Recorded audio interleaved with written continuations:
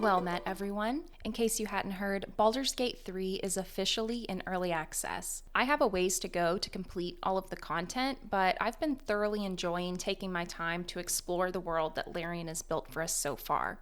A huge thank you to everyone who's stuck around. We'll just pretend like I haven't been MIA for the past few months and jump right into my thoughts on building a Warlock.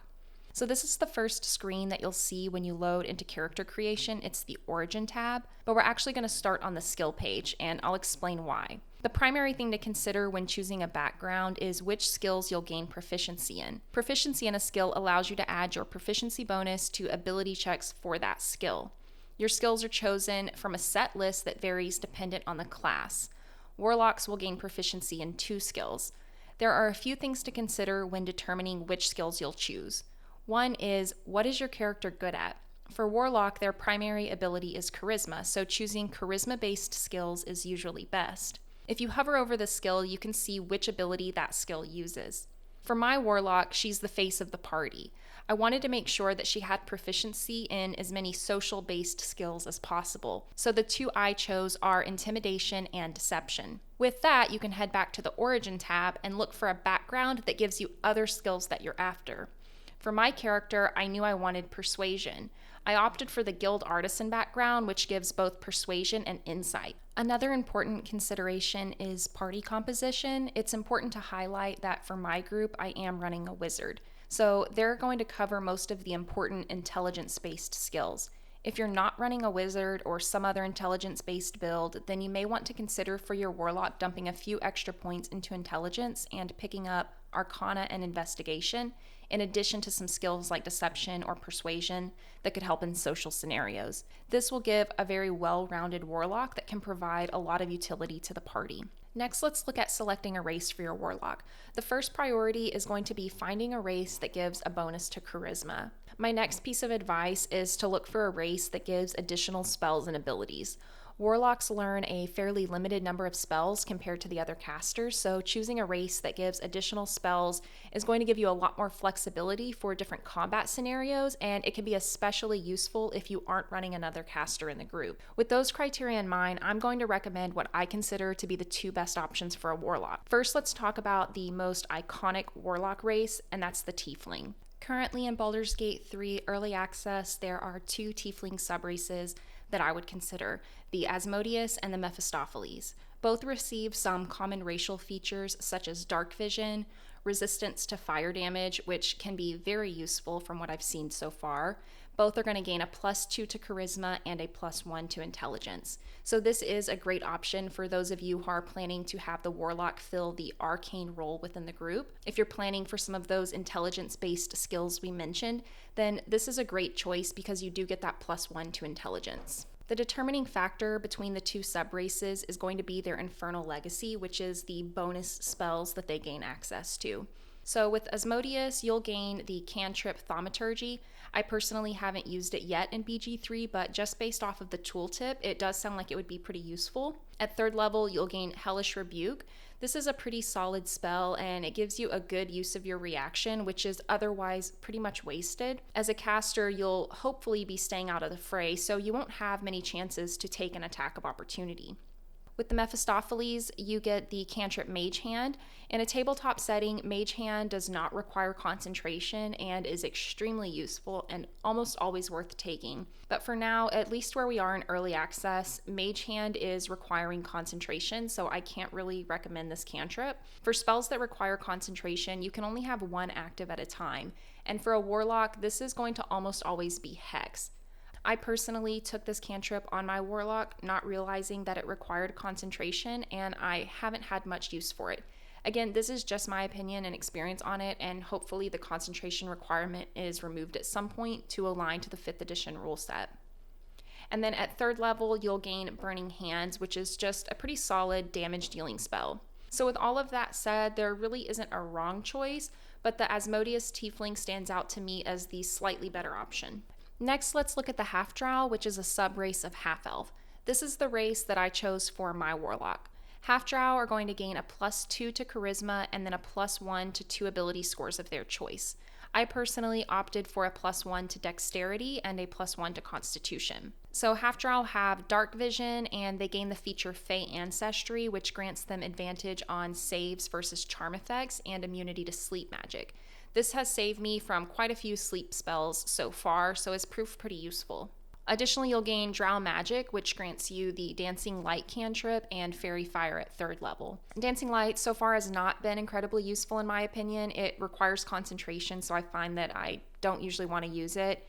And it's also only able to be cast once per long rest, which again does not align to the 5th edition rule set, and I'm hoping that this is patched. Fairy Fire, however, can be extremely powerful as it is a pretty large area of effect spell that grants advantage against affected targets.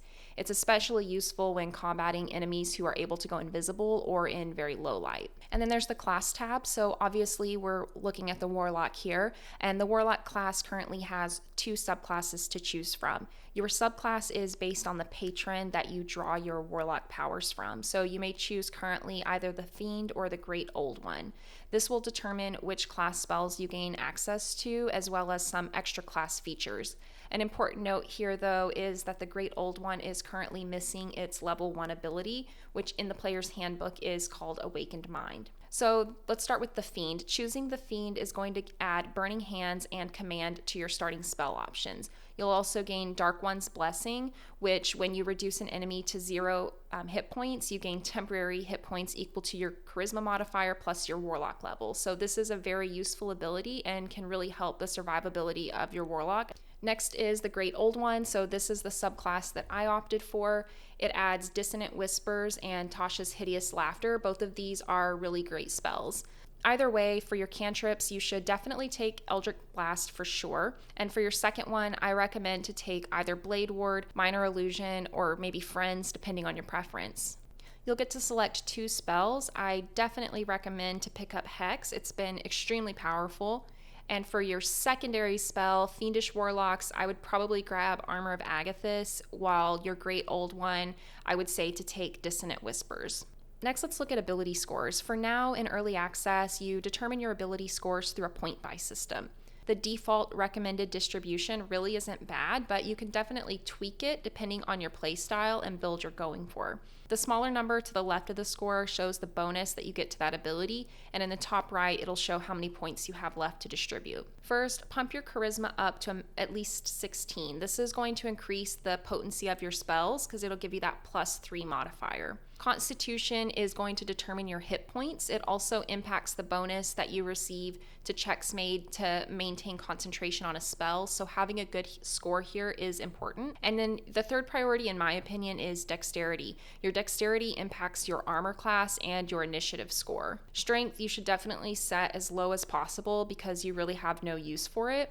And then you'll just need to choose between wisdom and intelligence for your remaining points. Again, here, this will vary based on the build and party composition. In general, I find a decent wisdom score to be more useful, but same as earlier, you may need the intelligence depending on which skills you took. So here's the stats that I went for on my Warlock. That pretty much covers everything at the character creation screen, but there's a few other topics that I wanted to discuss. So first is going to be leveling up. When you reach level 2 with your Warlock, you'll gain an additional spell slot and you'll be able to select 2 Eldritch invocations. Hands down, in my opinion, the best invocation is going to be Agonizing Blast. This lets you add your Charisma modifier to the damage that you deal with your Eldritch Blast cantrip. I also chose Repelling Blast, which adds a push effect to your Eldritch Blast. This has proven very useful, especially with the number of enemies standing on ledges. You'll also get to learn a new spell. This is a good time to pick up Armor of Agathis if you haven't already, or maybe Tasha's Hideous Laughter if you're playing the Great Old One. Just read through the options and take what you think sounds best, honestly. But keep in mind when selecting your spells that Warlocks have a very limited number of spell slots, so in my opinion, it's usually better to pick spells that have kind of long-term effects or maybe that provide some really good utility. I generally avoid single target damage spells as you're almost always better off just casting Eldritch Blast, and also probably better not to take anything that requires concentration as you'll want to have Hex up as much as possible. At 3rd level, you're going to gain a Pact boon. Currently, there's only one in the game, and that's the Pact of the Chain, which gives you an improved version of the Find Familiar spell. This lets you summon a familiar. In addition to the normal options that come with the spell, the Pact of the Chain Warlocks also have the option to summon a Quasit or an Imp. The Quasit and the Imp both have the ability to go invisible, which is incredibly useful for scouting areas with hostile creatures. And then the last topic is just a few points on combat. Combat with the Warlock is pretty straightforward. First off, keep in mind that you're not a frontline fighter. Anytime you take damage, you have a chance to lose concentration on your spells, so try to stay toward the back and, when possible, seek the high ground so that you can gain advantage on your attacks.